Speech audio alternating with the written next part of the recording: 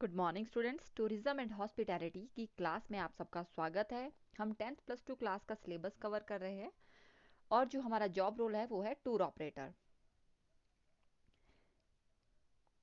पहली book introduction to hospitality management को हम पढ़ रहे हैं और हमारी यूनिट का नाम भी इंट्रोडक्शन टू हॉस्पिटैलिटी मैनेजमेंट ही है। हमने प्रीवियस 2 वीडियो में हॉस्पिटैलिटी के अर्थ को समझा, साथ में हमने देखा कि हॉस्पिटैलिटी मैनेजमेंट क्या है। हॉस्पिटैलिटी के हिस्टोरिकल बैकग्राउंड को भी हम पढ़ चुके हैं।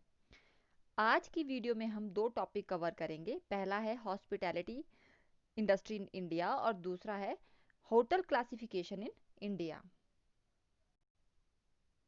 चलिए आज के टॉपिक को हम शुरू करते हैं। आज हम पढ़ेंगे इवोल्यूशन ऑफ हॉस्पिटैलिटी, यानी कि हॉस्पिटैलिटी का विकास। कहाँ पर? भारत में हॉस्पिटैलिटी का विकास के बारे में हम पढ़ेंगे।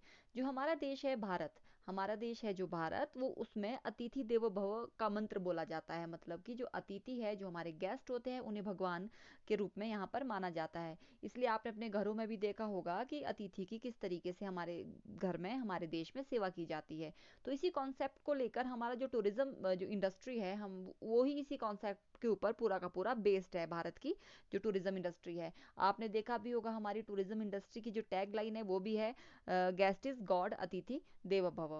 तो और हमारे देश में ये जो अतिथि को देव भगवान मानने का जो ये रूल है, ये अभी से नहीं है। ये बहुत ही प्राचीन काल से लेकर हमारे देश में ऐसा ही होता है और हमारे देश में अतिथि को भगवान माना जाता है। तो जो हॉस्पिटैलिटी इंडस्ट्री का जो एज अ बिजनेस जो इसकी शुरुआत हुई है, कि पहले तो क्या होता है कि गेस्ट एक दूसरे के घर ऐसे ही आते थे, पर एज अ बिजनेस जो हॉस्पिटैलिटी इंडस्ट्री की शुरुआत हमारे देश में कब हुई है? जब हमारे देश के लोगों ने धार्मिक यात्राएं करनी शुरू की थी और थोड़ा सा क्या कि सराएं और आश्रम बनी थी। धार्मिक यात्रा तो काफ़ी पहले से लोग शुरू करते थे, पर आश्रम और सराएं, धर्मशाला ये बननी शुरू हुई और पैसों के लिए गेस्ट को ये दी जाने लगी। थोड़े से पैसे चार्ज करते थे और गेस्ट को धर्मशालाएं और सराएं दी जाने लगी। और प्राचीन काल से ही हमारा देश में धार्मिक यात्राएं होती थी, जैसे कि चार धाम की यात्रा बहुत ही फेमस यात्रा है और इसमें लोग घूमते थे और इनको रहने के लिए क्या दी जाती थी? आश्रम या सराएं बनाई गई थी। जो होटल है, जो आज का मॉडर्न होटल कॉन्सेप्ट है, अकोमोडेशन का मॉडर्न कॉन्सेप्ट है होटल,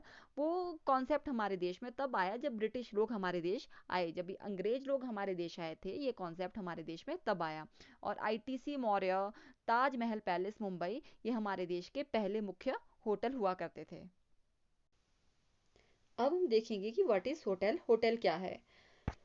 होटल एक प्रकार की बिल्डिंग है जो पैसा कमाने के उद्देश्य से बनाई जाती है। इस बिल्डिंग में गेस्ट को, जो लोग घूमने आते हैं, उन लोगों को शॉर्ट टर्म के लिए अकोमोडेशन प्रोवाइड किया जाता है। शॉर्ट टर्म के लिए गेस्ट वहाँ पर स्टे कर सकते हैं और अपने स्टे के दौरान, जब वो गेस्ट होटल पे रह रहे हैं, उसके दौरान गेस्ट को अन्य सुविधा भी दी जाती है होटल पे, जैसे खाने की सुविधा, स्विमिंग पूल की सुविधा, कई होटल्स में जिम भी होते हैं, कई होटल्स में स्पा की सुविधा होती है, मनोरंजन सुविधा। ये सारी की सारी गेस्ट को अकोमोडेशन के टाइम पे, बल्कि स्टे के दौरान पर दी जाती है और इन सभी सुविधाओं के बदले गेस्ट क्या करता है? पे भी करता है।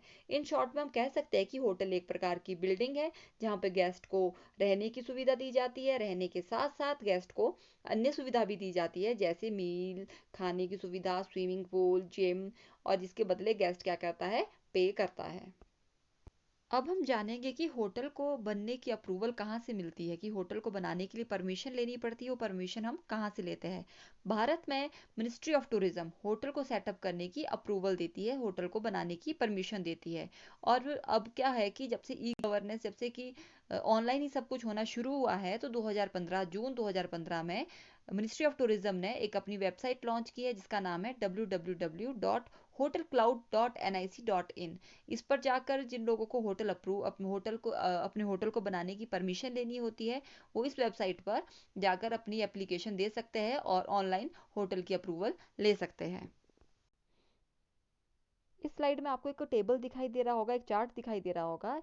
इस चार्ट में रिप्रेजेंट किया गया है कि 31 दिसंबर 2018 तक भारत में कितने होटल्स काम कर रहे हैं, कितने होटल को अप्रूवल दी गई है मिनिस्ट्री ऑफ टूरिज्म के द्वारा। तो इसमें देखेंगे आप, 1 स्टार के 9 होटल है, 2 स्टार के 37 होटल है, जो 3 स्टार होटल है वो 535 है, 4 स्टार होटल है 322 है, 5 स्टार होटल है 181 है, 5 स्टार डिलक्स होटल है 170 है, अपार्टमेंट होटल 3 है, गेस्ट हाउस 7 है, हेरिटेज होटल 58 है, बेड एंड ब्रेकफास्ट 639 है। तो ऐसे टोटल भारत में दिसंबर 2018 तक 1961, मतलब कि 1961 होटल्स चालू है, या 1961 होटल्स काम कर रहे हैं।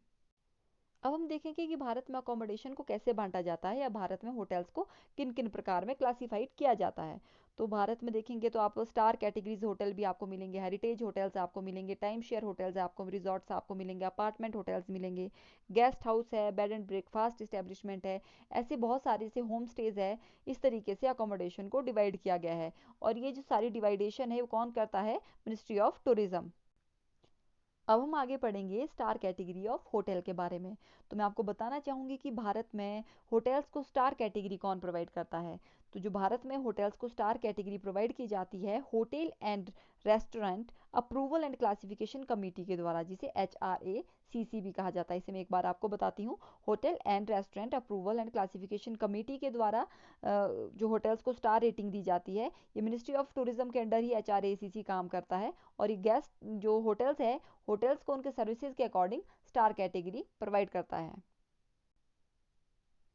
HRACC के द्वारा जो होटल्स को 6 कैटेगरीज में बांटा गया है। कैसे बांटते हैं HRACC होटल्स को कैटेगरी में? उनकी सर्विसेज के अकॉर्डिंग, कि जैसी जैसी सर्विसेज होटल्स देता है उसके अकॉर्डिंग HRACC उनको स्टार रेटिंग देता है। तो भारत में HRACC 6 कैटेगरी में होटल्स को डिवाइड करता है, जो कि 1 star, 2 star, 3 star, 4 star, 5 star और 5 स्टार डिलक्स होटल है। ये 6 कैटेगरी पूरी की पूरी HRCC के द्वारा बांटी गई है। तो सबसे पहले मैं आपको बताऊंगी 5 स्टार डिलक्स और 5 स्टार होटल के बारे में।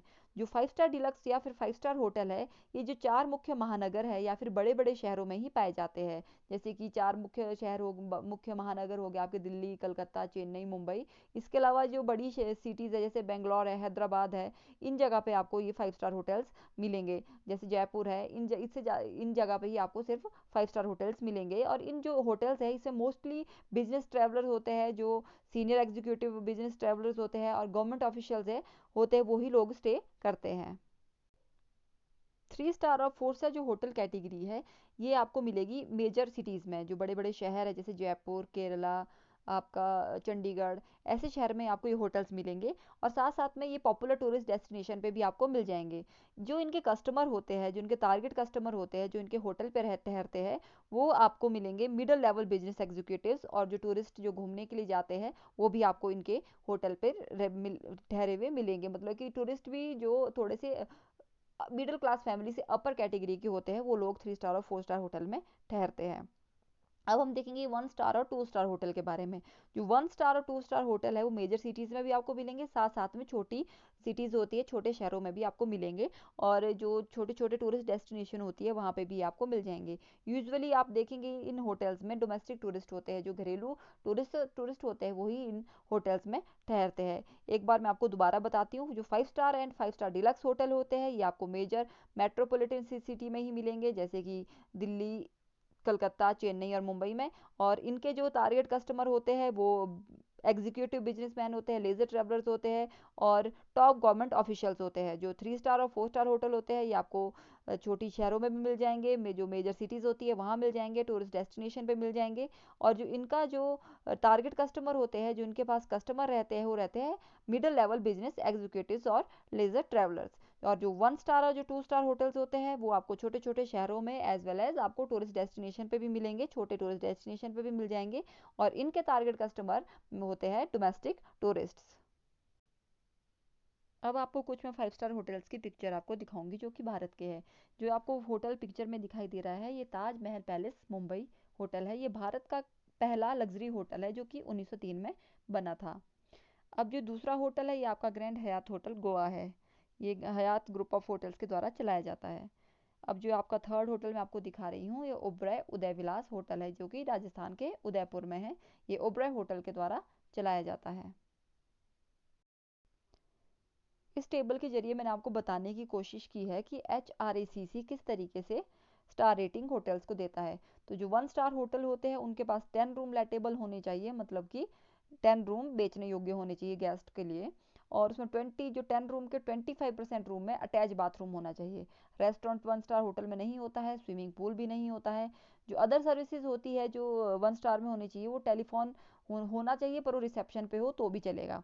जो 2 स्टार होटल है उसमें 10 रूम लेटेबल होते हैं और 10 रूम के 25% रूम एसी वाला होना चाहिए और 75 रूम में अटैच्ड बाथरूम होने चाहिए और विद शावर।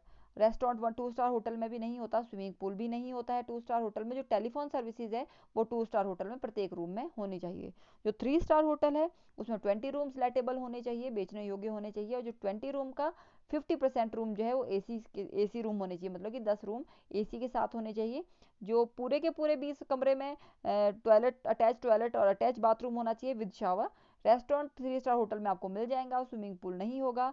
टेलीफोन सर्विसेज आपको 3 स्टार होटल में मिलेगी, पार्किंग सर्विसेज भी मिलेगी और 24 घंटे आपको हाउसकीपिंग की सर्विसेज भी 3 स्टार होटल में मिलेगी। जो 4 स्टार होटल है उसमें 25 रूम लेटेबल होने चाहिए और 25 के 25 रूम एसी के साथ होने चाहिए। हाँ, 25 के 25 रूम में अटैच्ड बाथरूम होना चाहिए विद बाथ टब होना चाहिए। और रेस्टोरेंट इसमें मिल जाएगा आपको, स्विमिंग पूल 4 स्टार कैटेगरी में आपको नहीं मिलता है।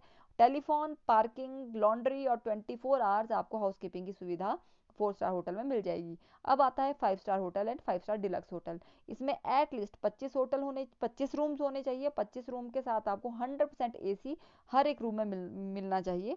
100% अटैच्ड बाथरूम, प्रत्येक कमरे के साथ अटैच्ड बाथरूम आपको मिलना चाहिए। बाथ टब होगा, मॉडर्न शावर इसमें होना चाहिए, इसमें आपको स्विमिंग पूल भी मिल जाएगा, इसमें आपको रेस्टोरेंट मिल जाएगा। इन होटल्स में आपको टेलीफोन सर्विसेज भी मिल जाएगी, पार्किंग भी मिल जाएगी, लॉन्ड्री सर्विसेज भी मिल जाएगी, हाउसकीपिंग 24 आवर्स हाउसकीपिंग सर्विसेज भी मिल जाएगी और 24 hours running cold and water भी इन होटल्स में आपको मिल जाएगा। अब हम देखेंगे कि हेरिटेज होटल क्या होते हैं। हेरिटेज होटल्स ऐसे होटल्स होते हैं जो पुराने palaces, castles, fort, hunting lodge में जो बने होते हैं, जो पुराने महलों में, जो पुराने पुराने किले हैं उसमें जो होटल्स अभी चल रहे होते हैं उन्हें क्या कहते हैं, हेरिटेज होटल्स। इन हेरिटेज होटल्स को भी 3 भागों में बांटा गया है। पहला है हेरिटेज क्लासिक, दूसरा है हेरिटेज ग्रैंड, तीसरा है हेरिटेज। तो जो हेरिटेज क्लासिक जो होटल्स होते हैं वो ऐसे होटल्स होते हैं जो 1920 और 1935 के बीच जो कैसल्स, पैलेसेस और फोर्ट्स जो बने होते हैं उसमें जो होटल्स बनाए गए हैं उन्हें हेरिटेज क्लासिक कहा जाता है।